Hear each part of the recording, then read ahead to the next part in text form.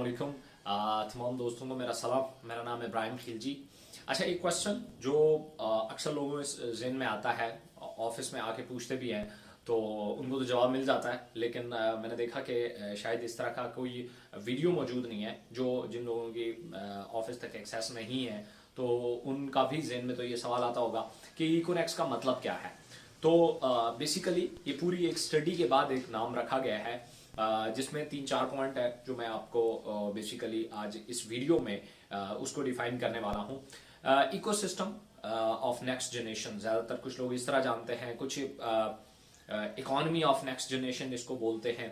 तो मैं आपको बताना चाहता हूँ कि बेसिकली ये नाम आया कहाँ से, ये डिराइव कहाँ से हुआ।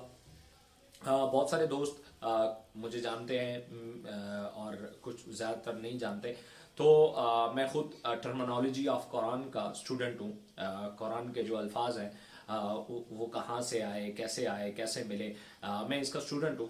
तो ये जो इकोनेक्स है ये बेसिकली मैंने अपनी समझ और छोटी सी जो दिमागी सलाहियत है उसके मुताबिक मैंने ये कुरान से डिराइव किया है। इसको बोलते हैं इकोसिस्टम ऑफ नेक्स्ट जनरेशन। या इकोसिस्टम क्या होता है पहले आप इसे समझ ले। जब माशियात में हम इसको डिफाइन करते हैं तो फिर हम इसको बोलते हैं इकोनॉमी ऑफ नेक्स्ट जनरेशन, लेकिन जब आइडियोलॉजी में हम इसकी बात करते हैं तो हम बोलते हैं इकोसिस्टम ऑफ नेक्स्ट जनरेशन। ठीक है, तो पहली बात तो ये है कि हम ये देख लेते हैं कि इकोसिस्टम होता क्या है। इकोसिस्टम कुरान में इसकी डिफरेंट जगहों पे इसका एक जो है वो जिक्र हुआ है। मैं आपको एक दो एग्जांपल्स के साथ समझाने की कोशिश करूंगा कि ये इकोसिस्टम क्या होता है। बेसिकली अगर आप में से बहुत सारे लोगों ने ये जानते हैं कि समुंदर की जो एज है वो हजारों साल है। हजारों साल से समुंदर एज इट इज मौजूद है और उसमें लहरें उतार चढ़ाव चलता रहता है। पानी का मजमुआ है और कुछ नहीं है, समुंदर पानी का एक मजमुआ है। इस पानी के मजमुए में सूरज की रोशनी का किरदार ये होता है कि वो बुखारात पैदा करती है। बुखारात पैदा करती है, उस पानी को गैस की शक्ल में या बुखारात की शक्ल में कन्वर्ट करती है सूरज की रोशनी। चांद की रोशनी जो है वो उसमें लहरें पैदा करती है। समुंदर में जो लहरें पैदा होती हैं वो उस चांद की रोशनी की वजह से होती हैं। अब जब ये लहरें पैदा होती है तो लहरें हवा पैदा करती हैं। तो जब हवा पैदा होती है तो हवा इन बुखारात को ऊपर लेके चली जाती है। जब ये बुखारात ठंडे होते हैं तो ये बादल की सूरत इख्तियार कर लेते हैं और जब ये ठंडे इलाकों से गुजरते हैं तो ये किरणें बन जाते हैं। जब ये किरणें बनते हैं तो ये जमीन पे बरसते हैं। एक इनका सोर्स डायरेक्टली जमीन पे बरसने का किरणों की शक्ल में है और एक ये बर्फ की शक्ल में भी गिरते हैं। या तो ये डायरेक्टली किरणें बन के जमीन पे गिरते हैं और छोटे छोटे जो है बारिश बन जाती है, छोटे छोटे नदी नालों की सूरत इख्तियार करते हैं। या फिर ये बर्फ की चोटियां पहाड़ों की चोटियों पे ग्लेशियर की सूरत में और बर्फ की सूरत में इकट्ठी हो जाती हैं, जो फिर पिघलना शुरू करती हैं और छोटी छोटी आबशारें और नदी नाले बन जाते हैं, जो कि इकट्ठे होकर फिर दरिया बनते हैं। दरिया के बाद वो एक लंबा रूट पकड़ते हैं और जो है वो समुद्र में दोबारा वापस पहुंच जाते हैं। जहां से वो निकले होते हैं दोबारा वहीं पे पहुंच जाते हैं।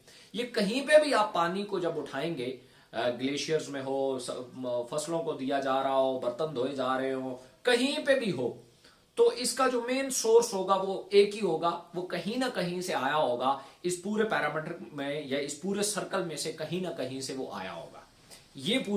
इस पूरे सिस्टम को, जिसमें से कोई एक कड़ी को आप अलग करेंगे तो आप इस पूरे साइकिल को आप कंप्लीट नहीं कर सकते। इस पूरे सिस्टम को इकोसिस्टम बोला जाता है।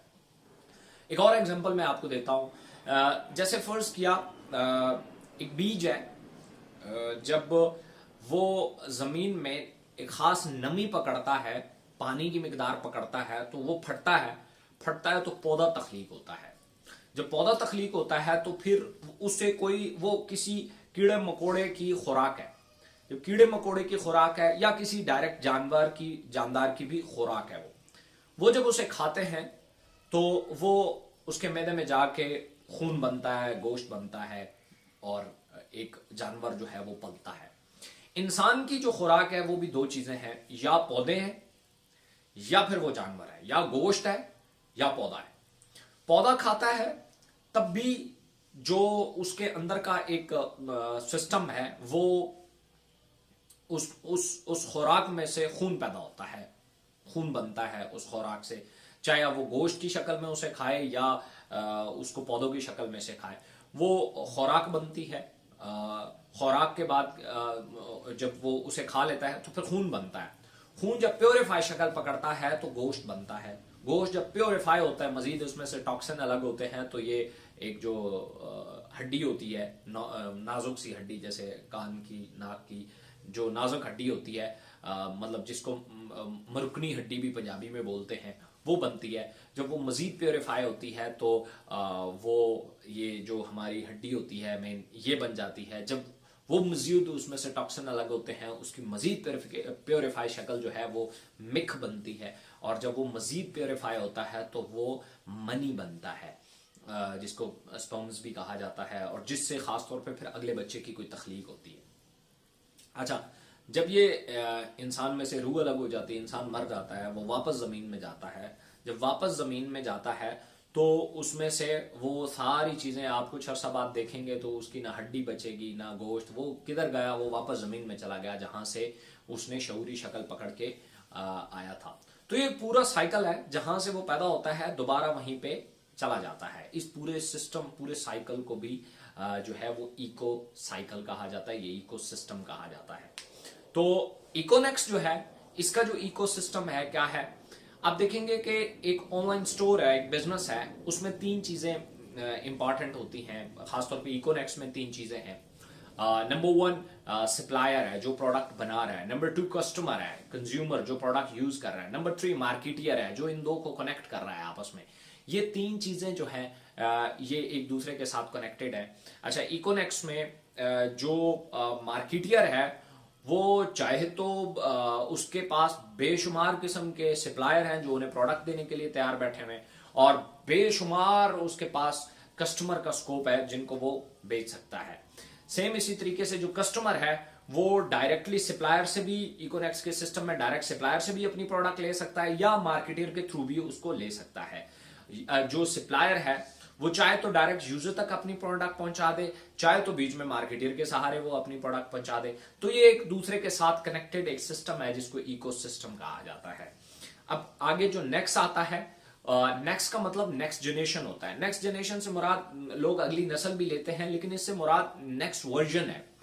याद रखिएगा, जिस सिस्टम का भी नेक्स्ट वर्जन होता है उसमें इंप्रूवमेंट के चांसेस होते हैं। जैसे आप गाड़ियों में वर्जन देखें नए, या सॉफ्टवेयर में वर्जन देखें, या आप मुख्तलिफ मॉडल्स होते हैं, कंपनियां जैसे आईफोन है तो हर साल एक नया जो है वो मोबाइल फोन अगली जनरेशन का लॉन्च करती है। तो ये जो जनरेशन होती है इसमें इंप्रूवमेंट्स होती हैं। पिछली में कुछ चीजें कम थी, अगली में नए चीजें ऐड की गई हैं, मजीद इंप्रूव किया गया है।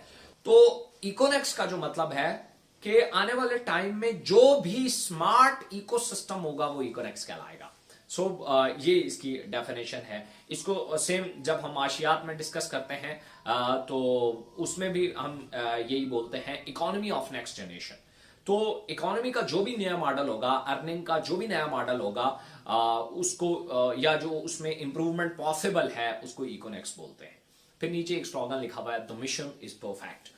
ये भी कुरान से डिराइव है कि 100% कोई चीज एग्जिस्ट नहीं करती, 100% परफेक्शन जो है वो एग्जिस्ट नहीं करती, हर टाइम इंप्रूवमेंट के चांसेस होते हैं। तो ये जो एक लाइन लिखी हुई है, द मिशन इज परफेक्ट, अगर इसमें उर्दू में बोलूं तो आसानी से आपको समझ आ जाएगा कि हमारी जो मंजिल है वो जद्दोजहद है, ना कि हम मंजिल के लिए जद्दोजहद कर रहे हैं। हमारी जो मंजिल है वही जद्दोजहद ही हमारी मंजिल है। तो हमने इंशाल्लाह आगे बढ़ते रहना है, क्योंकि इसके पीछे भी बहुत सारी एक इकोसिस्टम इन्वॉल्व है। लाइक हम समझते हैं कि जमीन घूम रही है और जो सूरज है वो अपनी जगह पे साकिन है, लेकिन हैरानगी की बात यह है कि सूरज खुद गैलेक्सी के इर्द गिर्द घूम रहा है। और उससे बड़ी हैरानगी की बात यह है कि वो गैलेक्सी खुद घूम रही है किसी और सिस्टम के तहत। सो यहाँ इस कायनात में कोई भी चीज जो है वो सुकून सकन नहीं है, ठहरी भी नहीं है। हर चीज अपने एक जो रास्ता है या एक जो जद्दोजहद है उसमें लगी हुई है। सो यही सबसे बड़ी जो है वो कायनात में हमें सबूत मिल जाते हैं। तो इसी को हमने भी स्लोगन बनाया कि हमारी कोई जद्दोजहद ही हमारी मंजिल है। हमारी कोई मंजिल इस तरह नहीं है कि हम वहां पहुंच जाएंगे और उसके बाद खत्म। हमारे पास हमेशा जिनकी को मंजिल के लिए जद्दोजहद करते हैं, एक दिन उनकी जद्दोजहद खत्म हो जाती है। तो ये एक छोटी सी आइडियोलॉजी थी। और फिर साइकोलॉजिकली ये लफ्ज क्यों चुने गए, इको और नेक्स्ट, नेक्स्ट का नेक्स्ट, और ये इसलिए कि साइकोलॉजिकली एक ऐसा फिगर है या एक ऐसा लफ्ज है जिसको बोलते हुए जुबान जो है वो माइंड के और साउंड्स को इफेक्ट करती है और सपोर्ट करती है। जब आप इकोनेक्स्ट बोलेंगे तो आपको बड़ा मजा सा आएगा। सो इसलिए ये अल्फाज का चुनाव जो है उसका बहुत ध्यान रखा गया और फिर ये इकोनेक्स्ट बना। सो ये एक छोटी सी आइडियोलॉजी है। अगर आपसे कोई पूछे कि इकोनेक्स का मतलब क्या है, तो मैंने आपको इस 10-11 मिनट की वीडियो में ये समझाने की कोशिश की है कि इकोनेक्स बेसिकली डिराइव कहाँ से हुआ है। इसलिए कोई भी अगर आइंदा के बाद ऐसा क्वेश्चन करे तो आपके पास इंशाल्लाह जवाब मौजूद होगा। So thank you so much.